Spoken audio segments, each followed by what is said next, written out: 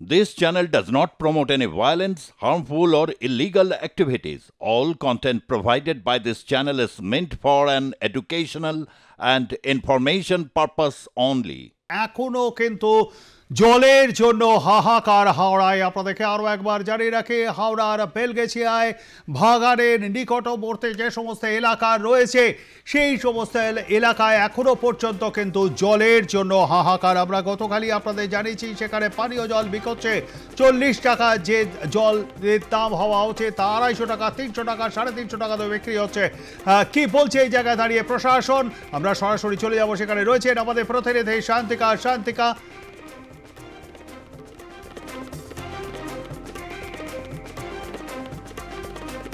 এই মুহূর্তে ঘটনাস্থলে পৌঁছেছেন বিজেপি নেতা রুদ্রদেব। কি কারণ নিজেদের অপদার্থটা রাখা। 2013 সালে লাস্ট ইলেকশন হয়েছিল, তারপর 2018 থেকে কোনো কাউন্সিলর নেই। মানুষের জীবন নিয়ে ছিনিমিনি খেলা হচ্ছে, লুট জোচ্চুরি এইসব চলছে। কাউন্সিলর ইলেকশন হলে প্রত্যেক এলাকায় তৃণমূলের এত দাদা তৈরি হয়েছে, একজন কাউন্সিলরের টিকিট পেলে অন্যজন তাকে খুন করে দেবে। সেই জন্য কাউন্সিলর ইলেকশন করছেন না তৃণমূল নেত্রী মমতা বন্দ্যোপাধ্যায়, অর্থাৎ মানুষ মরুক। হাওড়ার বহু পুরনো তৃণমূলের নেতা অরূপ রায় তিনি পরিদর্শন করে গেছেন। কি পরিদর্শন করেছেন? তিনি চোখের সামনে হাওড়ায় কোন গলিতে 4 পয়সা ইনকাম হয় তিনি সেই খবরটা রাখেন, তাতে ইন্টারেস্টেড। মানুষ নিয়ে তার ইন্টারেস্ট নেই। শুধু গরিব মানুষ, তার হাতে ভোটার কার্ড গুঁজে দাও, গুঁজে দিয়ে ভোটটা নাও, আর তার সুখ দুঃখে আমরা থাকবো না, কারণ আমাদের ইনকাম হচ্ছে শুধু মাল কামানো, এর বাইরে আর কোনো ভদ্র কথা বেরোচ্ছে না। এখনো যে অবস্থায় রয়েছে এই যে ডাম্পিং গ্রাউন্ড, যা অপরিকল্পিত, এটা একটা বৈজ্ঞানিক পদ্ধতি। এর আগে হাওড়ার প্রাক্তন মেয়র রথীন চক্রবর্তী বাবু তিনি ইন্টারেস্টিং কতগুলো কথা বলেছেন। আমরা যেখানে দাঁড়িয়েছি তার পেছনে বাড়ি টাড়িগুলো সব পড়ে গেছে, 100-র উপরে বাড়ি শেষ হয়ে গেছে। দিদি একটু আসুন। আপনাদের বাড়ি কজন, মানে ফ্যামিলিতে কজন ছিল? 7 জন। हम लोग 7 जन है फैमिली। हम लोग को घर चाहिए और कुछ नहीं चाहिए किसी से। हम लोग को रहने के लिए जुगाड़ कर घर दे दीजिए और कुछ नहीं चाहिए हम लोग को, बस घर। हम लोग का कोई नहीं है, पापा अकेला कमा। প্রধানমন্ত্রী আবাস যোজনাতে গরিবের জন্য লাখ লাখ টাকা পাঠানো হয়। এই হাওড়ার অপদার্থ তৃণমূলের ষড়যন্ত্রের যে নেতারা, এমএলএরা, মন্ত্রীরা চুরি করছে, সেই গরিব মানুষের ঘরের টাকা অবিলম্বে। ভারতীয় জনতা পার্টির পক্ষে আমরা বিভিন্ন দিকে আওয়াজ তুলেছি, তাতে চোরেরা ধরা পড়েছে। তারপরে ওদের লজ্জা নেই যে গরিব মানুষ যারা দাঁড়িয়ে রয়েছে, যে কোনো মানুষ তো মারা যেতে পারতো, আমরা জানি না। আমরা এখন যখন দাঁড়িয়ে রয়েছি, আপনারা এই জঞ্জালের স্তূপের দিকে তাকাবেন, যেটা বৈজ্ঞানিক পদ্ধতিতে যে সুরাহা করা, তার সংস্কার করা, কি করে হবে? কাউন্সিলর নেই তো, অদ্ভুত কিছু লোক মিলে পুরসভা চালাচ্ছে, তারা শুধু টাকাই ইনকাম করে যাচ্ছে। আর এলাকাতে তৃণমূল দাঁড়ালেই হয় হারবে তাদের কাউন্সিলররা, নয় যে দাঁড়াবে অন্যজন খুন করে দেবে। তাই তৃণমূল নেত্রী দুর্ভাগ্যজনকভাবে, যিনি আমাদের রাজ্যের মাননীয় মুখ্যমন্ত্রী, তিনি অক্সফোর্ডে এখন ইংরাজি শেখাতে গেছেন কুলান ঘোষকে নিয়ে টিউশনি করাতে। কোথাও গিয়ে তো এতগুলো মানুষের জীবন এইভাবে আজকে বিপন্ন হয়ে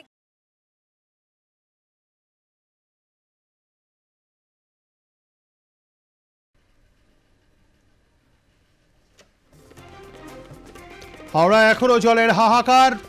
হাওড়ায় জলের গাড়ি পাঠাচ্ছে কলকাতা পুরসভা। এখনো পর্যন্ত কিন্তু সেখানে তৃষ্ণা মেটাতে অক্ষম। কলকাতা পুরসভা যেখানে পাঠাচ্ছে, হাওড়া পুরসভার তরফেও কিন্তু সেখানে সাহায্য করা হচ্ছে জল দিয়ে, কিন্তু তা অপ্রতুল। এবং বিদ্যুতের খুঁটি উপড়ে গেছে। এই যে ঘটনা, এই ঘটনাটা কিন্তু গত কয়েকদিন ধরেই হচ্ছে এবং আগামীকাল পর্যন্ত হবে বলে প্রশাসনিক সূত্রে খবর। বেশ কিছু জায়গায় ফাটল ধরেছে, বিদ্যুতের খুঁটি উপড়ে গিয়ে বিদ্যুৎহীন হয়ে পড়েছে বিস্তীর্ণ এলাকা।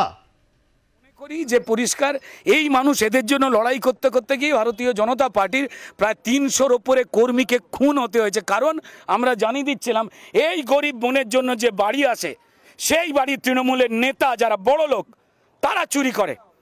অবিলম্বে প্রধানমন্ত্রী আবাস যোজনার যে টাকাগুলোকে এরা চুরি করে নিজেদের ভান্ডারে রেখে দিয়েছে, অবিলম্বে এখানে বাড়ি সংস্কার করবার জন্য যাদের ভোটার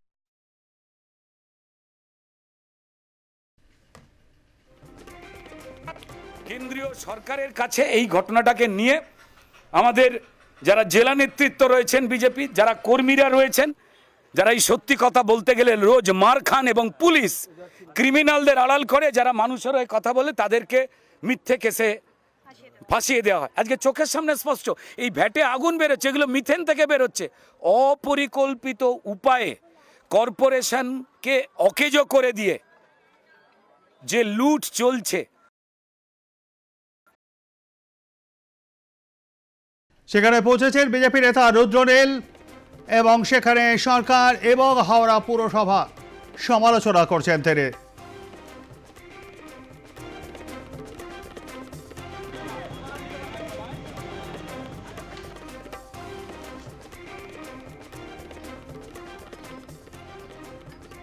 ব্রিটিশ আমলের পাইপ এখনো সারানো হয়নি, কোনো জল সাপ্লাই লাইন বদল হয় না। হাওড়ার মানুষ সমস্যার মধ্যে রয়েছে। হাওড়া জল সমস্যায় মন্তব্য বিজেপি নেতা দিলীপ ঘোষের।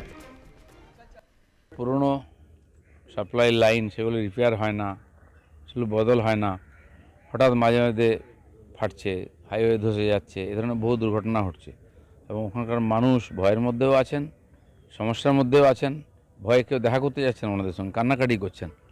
এই ধরনের ঘটনা যদি যেখানে সেখানে হয়ে যায় তো মুশকিল। ব্রিটিশ আমলের লাইন এখন হয়তো অনেক জায়গায় সারাই হয়নি বা কেউ খোঁজও করে না, রিপেয়ারিং করে না। রিভিউ করার দরকার আছে, কে লক্ষ্য করছে না করছে আমি জানি না। আমি টিএমসির বিরুদ্ধে লড়াই করেছি আগে, আজকেও করছি, আগামী দিনেও করব। আবারও আমরা চোখ রাখবো সেই হাওড়ায়। আপনারা যে ছবিটি দেখছেন এই মুহূর্তে হাওড়ার সেই ছবি। বিস্তীর্ণ এলাকা, সেখানে বিদ্যুৎবিহীন, কারণ বিদ্যুতের খুঁটি উপরে গিয়েছে, বাড়িতে ফাটল, পানীয় জলের জন্য হাহাকার। অবশ্যই সেখানে পানীয় জল সরবরাহ করা হচ্ছে। হাওড়া পুরসভার সঙ্গে কলকাতা পুর নিগমের তরফ থেকেও সেখানে কিন্তু জল পাঠানো হচ্ছে, তবে তা নিতান্তই অপ্রতুল।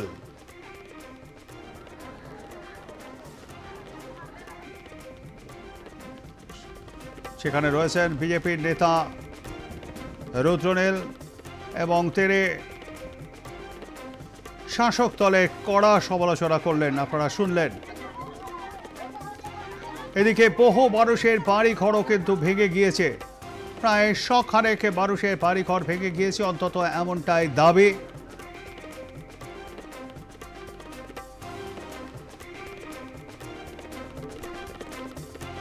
এদিকে এই জায়গায় দাঁড়িয়ে এক শ্রেণীর অসাধু ব্যবসায়ী, তারা কিন্তু ফায়দা লুটে যাচ্ছে। গতকালই আমরা আপনাদের সামনে তুলে ধরেছিলাম সেই ছবি। মাত্র 40 টাকা যে জলের দাম হওয়া উচিত পানীয় জলের, তা বিকোচ্ছে 250 টাকা, 300 টাকা, কোথাও বা তারও বেশি টাকায় চড়া মূল্যে বিকোচ্ছে এই পানীয় জল। পানীয় জলের সংকটে ফায়দা তুলছে চোরা কারবারিরা। আমাদের সঙ্গে রয়েছেন আমাদের প্রতিনিধি শান্তিকা থেকে এই মুহূর্তে কি পরিস্থিতি এবং কবে এই সমস্যার হাত থেকে মুক্তি পাবে সেখানকার মানুষ? দেখো, কবে এখান থেকে এই সমস্যা থেকে মুক্তি পাবে সাধারণ মানুষ সেটা কিন্তু বলা যাচ্ছে না।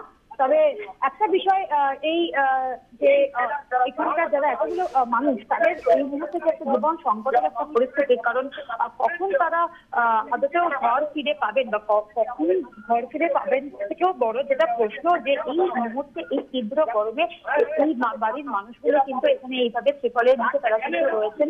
এবং মাঝে মধ্যে কিন্তু হাওড়ার পক্ষ থেকে, হাওড়া প্রশাসনের পক্ষ থেকে যে জলের জলের যে ক্লাব রয়েছে সেই ক্লাবের পক্ষ থেকে রান্না করে কিন্তু খাবারের ব্যবস্থা করা হয়েছে, কিন্তু তারপরেও পরিস্থিতি কিন্তু এই মুহূর্তে নিয়ন্ত্রণে আসছে না এবং অত্যন্ত ভয়াবহ ভাবে এই গোটা এলাকাটা রয়েছে। এবং বিভিন্ন জায়গা থেকে কিন্তু যে মিথেন গ্যাস এবং তাপ ধরে যে একটা ভয়াবহ একটা দুর্গন্ধ, সেই দুর্গন্ধ কিন্তু বেরোচ্ছে। এবং ইতিমধ্যেই যাদবপুর এবং বিশেষজ্ঞ যে দল, তারা কিন্তু এখানে সেখান থেকে তারা পর্যবেক্ষণ করছেন। এর পাশাপাশি বিভিন্ন জায়গা থেকে রাস্তার মধ্যে কিন্তু ফাটল দেখা যাচ্ছে এবং যে বাড়িটি ভেঙে পড়েছে সেই বাড়িটির পাশেও কিন্তু একটি ল্যাম্প পোস্ট অত্যন্ত বিপজ্জনক অবস্থায় রয়েছে। সব মিলিয়ে ভয়াবহ একটা পরিস্থিতি এই হাওড়া বেলগাছিয়ার এই অঞ্চলে, এমনটা কিন্তু বারে বারে স্পষ্ট হচ্ছে। প্রবীরদা, একদমই। কিন্তু এই যে মানুষের বাড়িঘর, এইমাত্র যে রুদ্রনীল সেখানে গিয়েছিলেন বিজেপির নেতা, সেখানে যে বেশ কয়েকজন পরিবার এবং তাদের ঘর ভেঙে গিয়েছে, এই আপাতত তাদেরকে কোথায় আশ্রয় দেওয়া হচ্ছে বা প্রশাসনের তরফ থেকে কি আদৌ কোনো প্রতিশ্রুতি দেওয়া হয়েছে বাড়ি করে দেওয়ার মতন? আপাতত তাদেরকে কিন্তু একদম তারা খোলা আকাশের নিচেই রয়েছেন এবং স্থানীয় যারা ক্লাব রয়েছে সেই ক্লাবের পক্ষ থেকে ত্রিপলের ব্যবস্থা করা হয়েছে। সেখানেই কিন্তু এই তীব্র গরমে তারা রয়েছেন। ক্লাবের পক্ষ থেকেই রান্নার বা খাবারের ব্যবস্থা করা হচ্ছে। তারাই কিন্তু জলের ব্যবস্থা যতটুকু সম্ভব করছেন এবং তারা কিন্তু এটাও জানাচ্ছেন যে একটি পুকুর রয়েছে, সেই পুকুরের জল কিন্তু ব্যবহারের যোগ্য নয়, সেই পুকুরের জল দূষিত, কিন্তু বাধ্য হয়েই তাদেরকে যখন বাথরুমে তারা যাচ্ছেন সেই জল তারা ব্যবহার করছেন, কোনো উপায় নেই এবং তারা বারে বারেই প্রশ্ন করছেন আর কতক্ষণ বা কতদিন তাদেরকে এইভাবে থাকতে হবে। তবে গতকালকেও কিন্তু অরূপ রায় বা ফেরাদা তারা যখন এসেছিলেন আশ্বাস অবশ্যই দিয়েছেন, কিন্তু পরিস্থিতি কবে নিয়ন্ত্রণে আসবে সেটা কিন্তু স্পষ্ট নয়। প্রবীরদা, ধন্যবাদ আমাদের সঙ্গে থাকবার জন্য। কথা বলছিলাম আমাদের প্রতিনিধি শান্তিকা বন্দ্যোপাধ্যায়ের সঙ্গে এবং তার থেকেই আপনারা বিস্তারিত শুনলেন।